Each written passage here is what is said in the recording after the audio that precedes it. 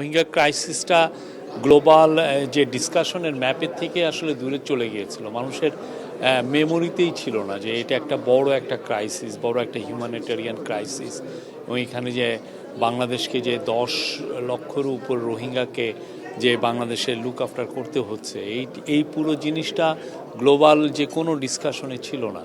তো প্রফেসর ইউনূস যখনই interim government take over করলো, তারপরে থেকে উনি যেটা করলেন যে উনি একটা অফিস তৈরি করলেন, যে হাই রিপ্রেজেন্টেটিভের অফিস রোহিঙ্গা জন্য, যাতে এই ক্রাইসিসটা পুরো আবার নিয়ে যাতে পুরো বিশ্বব্যাপী এটা নিয়ে যাতে তুলে ধরা হয় যে এইটা যে এতগুলো লোক সাফার করছে, এটা গ্লোবাল পৃথিবীর মানে একটা বড় রকমের একটা হিউম্যানিটেরিয়ান ক্রাইসিস, এবং এটা যে একটা রিজিওনাল ক্রাইসিসের রূপ নিতে পারে, এবং এটার থেকে যে একটা বড় রকমের সিকিউরিটি সমস্যা তৈরি হতে পারে, এই জিনিসটা উনি বারবার জানাতে চাচ্ছেন। এই আলোকে আপনি গত ইউনাইটেড নেশনের জেনারেল অ্যাসেম্বলিতে উনি বক্তব্য রেখেছেন, এবং ওনার মুভের কারণে ওনার রিকোয়েস্টে ইউএন একটা রেজুলেশন অ্যাডপ্ট করেছে। এই রেজুলেশন অ্যাডপ্ট করার কারণে ইউএন এই যে সেপ্টেম্বরে একটা ওরা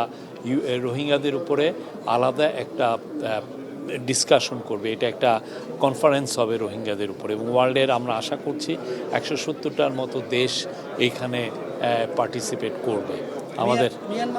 এবং আজকেও এইটারই ধারাবাহিকতায় আজকে এখানে একটা বড় সম্মেলন হলো, এটা একটা ক্লোজ ডোর সম্মেলন।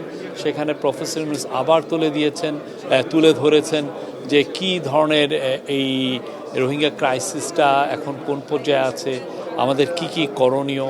এবং এই পুরোটা এই আটনা সামিটের one of the major join করার একটা one of the major reason ছিল যে এই ক্রাইসিসটাকে তুলে ধরা। এবং এখানে আজকে অনেকে ছিলেন, আজকে কাতার ফাউন্ডেশনের শাইখা হিন্দ যিনি সিইও এবং খুবই ইনফ্লুয়েন্সিয়াল উনি ছিলেন, তারপরে আরও কিছু কাতার ফাউন্ডেশনের নেতৃস্থানীয়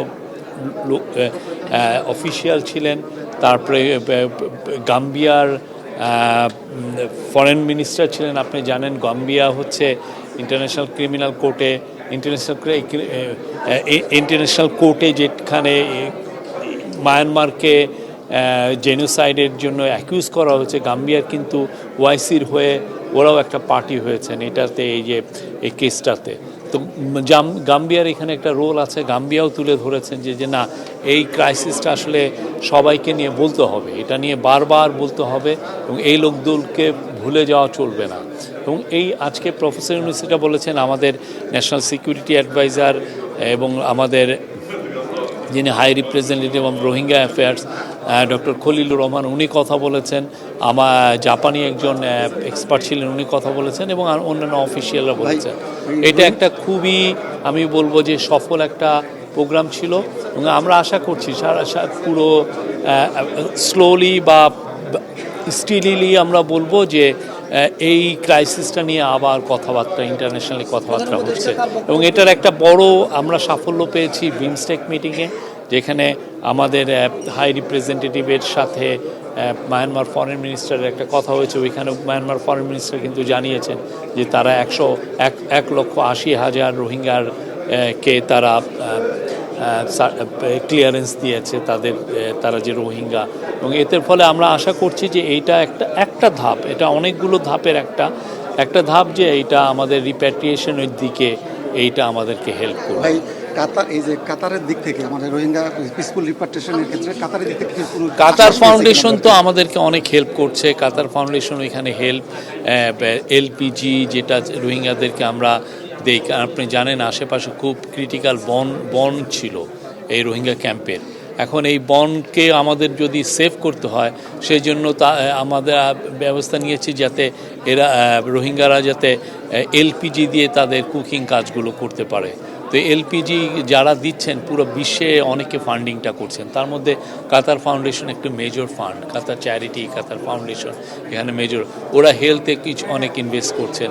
কাতার আমাদেরকে প্রচুর এখানে সাহায্য করছেন, এবং আমরা মনে করছি যে এই সাহায্যটা সামনে কন্টিনিউ করবে এবং আরও বাড়বে। আমাদের কাতারের যে এলপিজি যে চুক্তি এটাকে আরো দীর্ঘমেয়াদী হওয়ার সম্ভাবনা আছে। আমি তো বললাম যে কাতারি ওরা এলপিজি আমাদেরকে দিচ্ছেন এবং এটা সামনে আরও বাড়বে আমরা আশা করছি। আজকে ডিফেন্স মিনিস্টারের সঙ্গে একটা মিটিং আছে, সেখানে কি ইস্যু নিয়ে আলোচনা হতে পারে? আমরা অনেক কিছুই তো আলাপ হয় এবং এটা আজকে অনেকগুলোই মিটিং আছে, অনেকগুলো কমার্স মিনিস্টারের সাথে আছে, কাতারের ডেপুটি প্রাইম মিনিস্টারের সাথে মিটিং আছে, কাতারের সিনিয়র অফিসিয়ালদের সাথে মিটিং আছে। তো আমরা আশা করছি আজকের দিনটাও একটা ফ্রুটফুল দিন যাবে, অনেকগুলো বিষয় নিয়ে আতার হবে।